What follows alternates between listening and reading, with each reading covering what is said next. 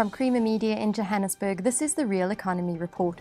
Recently, Russian aviation company UT Air and South African business aviation company ExecuJet donated an Antonov and 2 utility aircraft to support charity operations in southern Africa.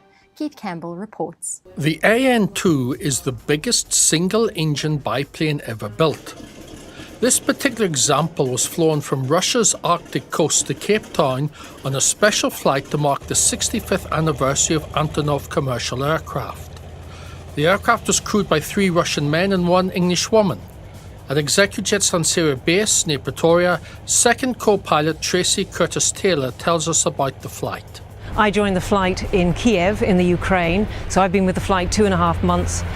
And we've been through 21 countries, landed in 18 of them. The logistical problems with doing a flight of this nature against single engine operation, old piston engine, Antonov, just getting the permissions to fly through a lot of the African countries has been very, very difficult. There's no avgas in Africa, so we've had to position fuel all the way down the track at great expense. And again, just the sheer distance involved. It's a unique flight.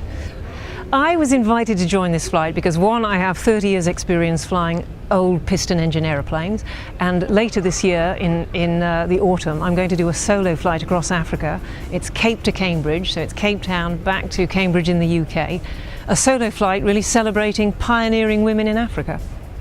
And I'm really doing this as a practice run. So they said, come along and experience. You know, I'd spent actually quite a bit of time in Africa one way or another, but I had never done any flying here before. So this was a unique opportunity.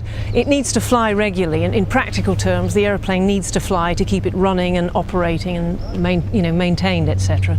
So the challenge now will be to define the role. Other news making headlines this week: an SA Inc. approach is required to deal with the unsustainable labour situation, and non-delivery underpins Standard & Poor's negative South African outlook.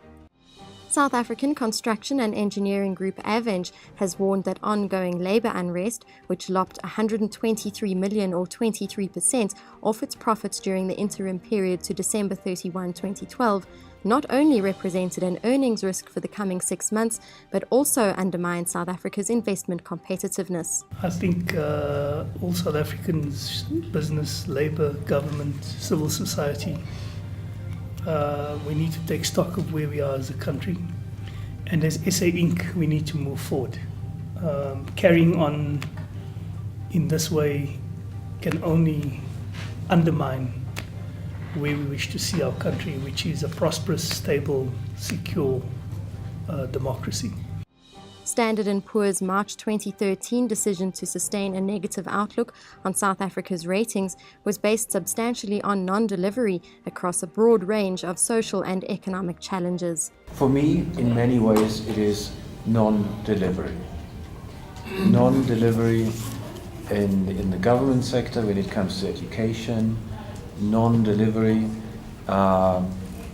in public security, where the police cannot make citizens feel safe and secure, non-delivery in the private sector in many ways too, where private sector is behind creating housing and whatnot, non-delivery at the local government level when it comes to social delivery protests in the townships.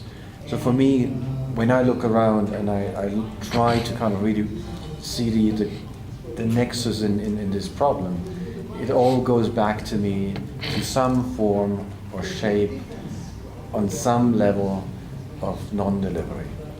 That's Creamer Media's Real Economy Report. Join us again next week for more news and insight into South Africa's real economy.